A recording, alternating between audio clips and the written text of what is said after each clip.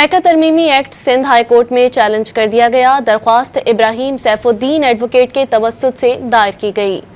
पैका तरमीमी act Sindh high court में challenge कर दिया गया है।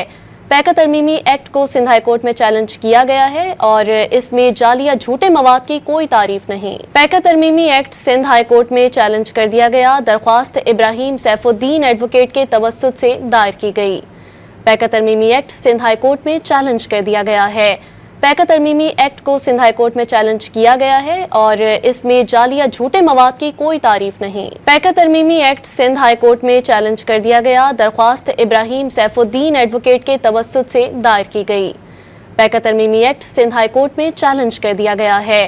पैका तरमीमी एक्ट को सिंध हाई कोर्ट में चैलेंज किया गया है और इसमें जाली या झूठे मवाद की कोई तारीफ नहीं।